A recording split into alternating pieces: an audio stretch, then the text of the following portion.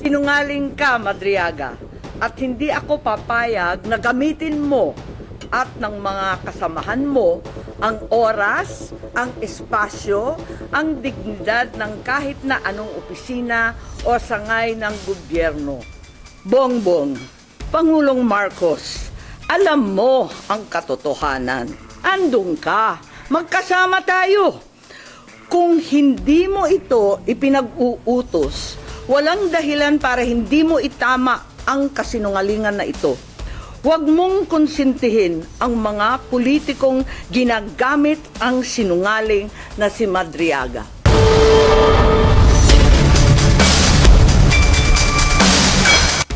Sinungaling ka, Madriaga, at hindi ako papayag na gamitin mo at ng mga kasamahan mo ang oras, ang espasyo, ang dignidad ng kahit na anong opisina o sangay ng gobyerno. Isasalaysay ko ang mga pangyayari noong 2021, ang tunay na pagbuo ng Uniteam. Maraming nagtatanong, maraming naghahaka-haka, higit sa lahat, may nagsisinungaling diyan sa Kongreso. So unang-una, no such thing as yung mga term, ano ba yan? Paghahati ng term, ano ba yun?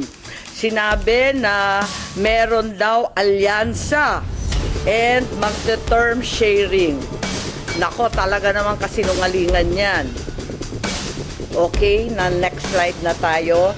Ang unang pagtitipon at pag-uusap tungkol sa Vice Presidency noong May 29, 2 days before the birthday of our VP then.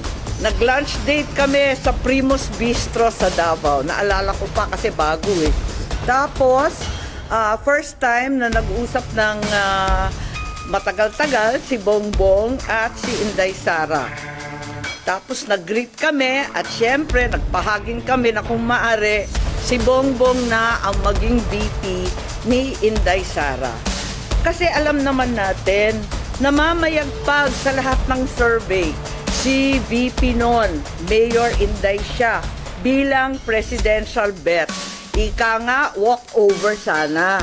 Kasi nakaupo pa yung tatay niya at napaka-popular niya mismo. Ngunit nung August 5, maalala ninyo, sinabi ng PDP Laban, ine-endorso si Bongo and Rodrigo Duterte as VP. Yun ang official statement. Pero ang walang hiyang Madriaga na yan, ang sabi a few months before November 21, nakumbinsi ni Bongbong si PRRD na si Inday ang maging VP sa kanya. Hindi ko talaga maintindihan ang pinagsasabi niyan. Maliwanag na ang PDP may sariling lakad, may sariling mga kandidato, hinding-hindi si Bongbong. Nag-umpisa kami mag-usap-usap sa isang GC noong September 7. Nag-uusap na kami pero nag-decide ako mag-GC na tayo. At sa awa ng Diyos, kahapon, sa yamot ko, sa inis ko dyan, sa sinungaling na yan, na hanap ko ang aking lumang cellphone. Andito. At as usual, Samsung na may note. At nakita ko yung aming pagte-text. Yan, nabuo ang isang grupo kasama ng ilang kamag-anak na kamag-anak rin ni Inday, kamag-anak rin namin. Makikita nyo, September 8, dineklara na Go Duterte na ang standard bearer. Walang Bongbong, walang Sara. Ang sinungaling talaga. Pagkatapos, September 10, sabi nga, duda na si Presidente o si Sara ay tatakbo. Sinabi ni Mayora noon na silang mag-ama may deal. Isa lang ang tatakbo sa kanila sa national. Hindi ko maintindihan ang mga claim nitong taong ito. Tapos, in-endorse, September 19, magulo. Magulo talagang panahon na yun eh. Si Pacquiao naman ang in-endorso. September 28, nag-usap-usap kami sa bahay. Andyan si Bongbong, yung kamag-anak namin, si Mike Acevedo Lopez, kamag-anak namin ng mga Duterte. Hindi ko maintindihan, may lola yung nanay ko na lola rin ni PRRD. Ang sabi, Bongbong will file. Ako to, text ko to, nakita ko eh. He will file October 6 as instructed. Pero sana somebody will file as his VP. Kasi nakakatawa naman, walang katandem. Yun ang pinapaliwanag ko kay VP Sara Mayora noon. Still hoping you will run and he will slide down to VP ASAP. Ewan, ganon. Ngayon, ang sagot naman ni VP, tulad ng sinabi niya sa media, nako, ang usapan namin ni PRRD, VP na siya sa PDP. Ako, mayor na. At yun nga ang nangyari. The same day, VP Sara, then mayor, filed her COC as Davao Mayor. Diba, nangyari yon. Pagkatapos, eto, October 6, si Bongbong nag-file candidacy for president at ang maliwanag, mag-isa lang siya. Kasi eto nga, inaasam-asam namin na si Mayora pa rin ang kanyang katandem. Pero itong Madriaga dyan sa Congress, sabi niya na si PRRD daw, sinabi sa kanya noong November 21 na si BBM tatakbo at si Sara ang VP. Anong kasinungalingan yan? October 6 pa lang nag-file na si Bongbong na mag-isa. Kaya magtataka ka talaga. Maalala po ninyo na nung pagkatapos nun, ayan na yung kay Bato.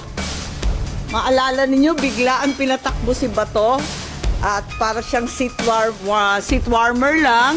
At ang inaakala ng tao si Bongo at saka si Presidente Duterte ang kanyang VP.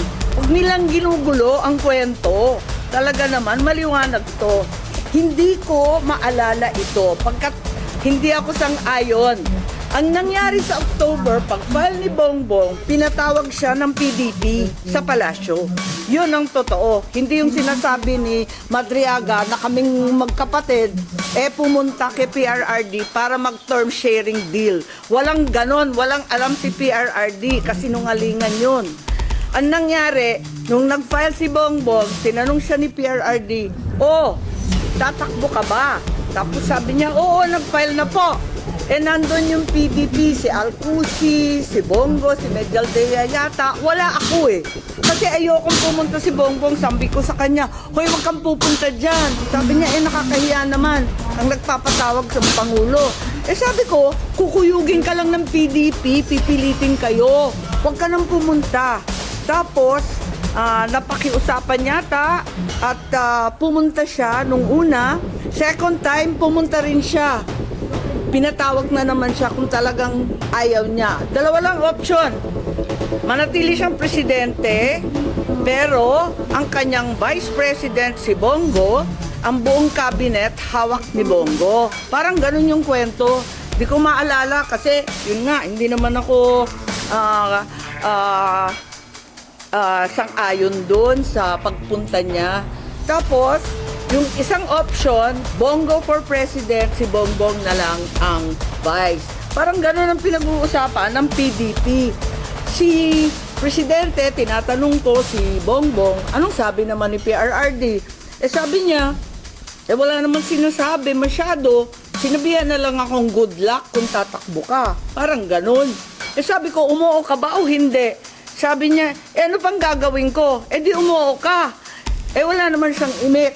Later on, ang pagkasabi ng mga PDP, parang nagkasundo na daw sila ni Bongbong at naon raw sila. Pero wala ako doon. Kwinento lang ni Bongbong, pagkatapos ng meeting niya, pumunta sa bahay namin. Ngayon, tuloy-tuloy, porsigido pa rin ako na si VP Sara ang maging katandem ni Bongbong. Kinukulit ko siya. Tapos, nung bandang October 27, kasi nga nabalitaan na pinapatawag ng PDP si Bongbong, nagtatanong, sure ka ba na aatras si BBM sa PDP talks? Ayan, andito sa telepono ko. Andyan, nakikita ba? Ayan. Oo nga, grabe sa media. Hindi ko naman iniinsulto yung PDP, pero tapos na yung mga salita-salitang ganyan. Tapos, ang sabi ni Mayora noon, duda ko, mahina akong Vice President. Sabi ko, mahina kang Vice President kasi gusto naming lahat President ka. Magpa-survey ka.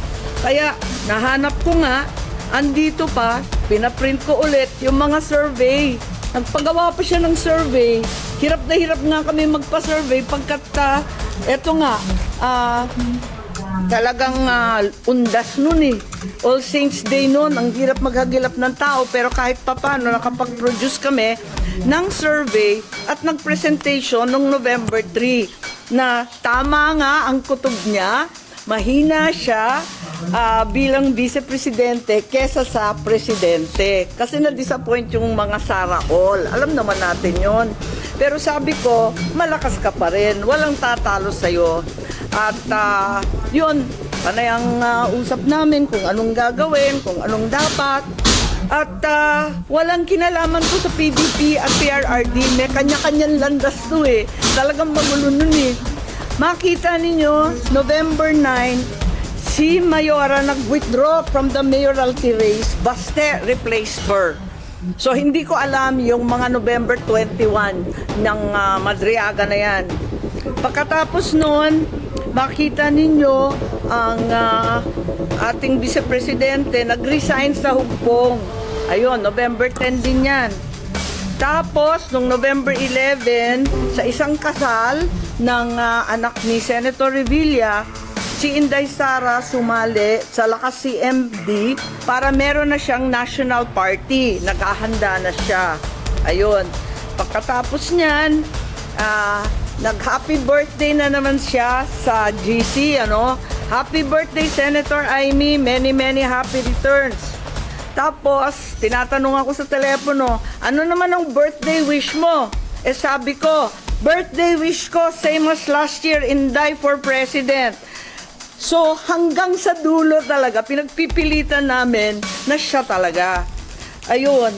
Tapos, November 12, ang liwanag naman ng statement ng aking kapatid. No to possible term sharing. Kaya tumigil ang mga nagchichismis ng kalokohan.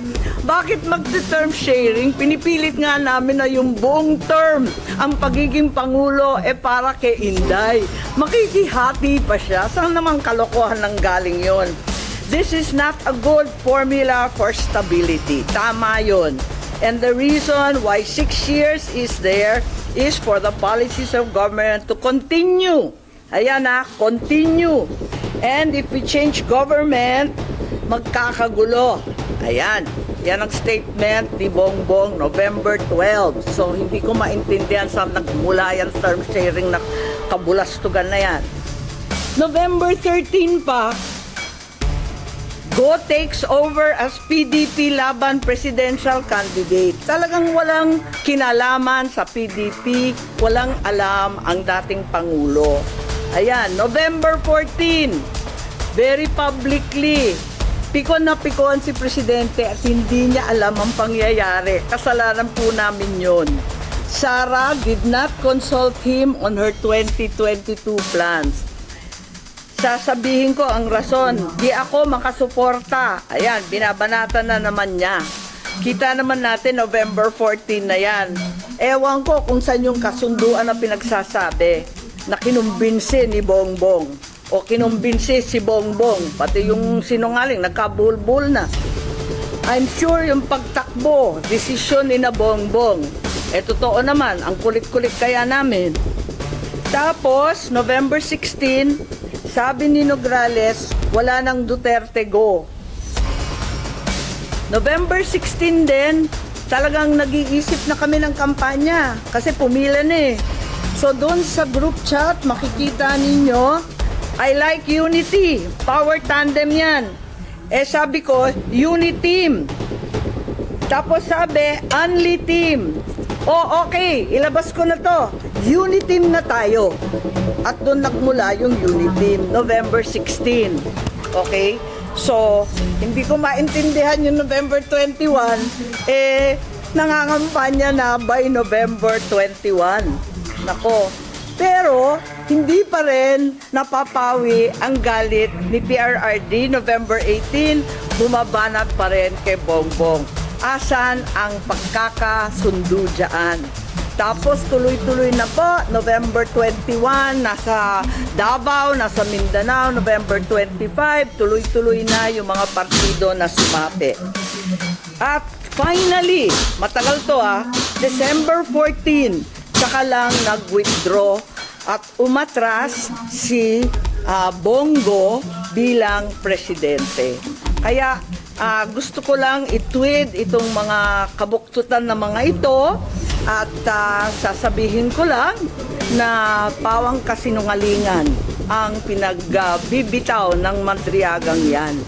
Kung meron mang itinuro ang kasaysayan sa isang Marcos katulad ko, yun ay maging tapat sa bayan at sa iyong prinsipyo. Hindi nila kayang sirain si Inday dahil hindi siya gumawa ng ikasisira ng kanyang pangalan. Kaya gagamit sila ng taong wasak na ang pagkatao para subukan wasakin din ang vice-presidente. Oo, inaamin ko, ginamit ako at naging kasangkapan ng isang gobyernong taliwas ang pamumuno sa uri ng serbisyong bayang iminulat sa akin ng aking ama. Ito ang gobyernong nangako na pagpapatuloy ng nasimula ni PRRD, ni Presidente Rodrigo Roa Duterte. Ngunit naging simula ng pagbagsak ng ating bansa. Kahit kailan, hindi ko kinonsente at wala akong balak konsintihin ang kapatid ko. At kahit kailan, hindi rin naman ako tatahimik. Hindi ko hahayaang harap-harapan magsinungaling ang isang tao para matupad ang ambisyon ng iilan at tuluyang mailibing ang ating bayan sa korupsyon, sa kasakiman, sa walang saysay na pamumulitika kahit ngayon sa harap na malupit na krisis. Bongbong, Pangulong Marcos, alam mo ang katotohanan. Andun ka, magkasama tayo. Kung hindi mo ito ipinag-uutos, walang dahilan para hindi mo itama ang kasinungalingan na ito. Huwag mong konsintihin ang mga politikong ginagamit ang sinungaling na si Madriaga. Hanggang dito na lang muna ang ating video at kung nagustuhan nyo, huwag kalimutan mag-subscribe at pindutin nyo na rin ang notification bell para ma-notify ko sa ating susunod na video. Maraming salamat!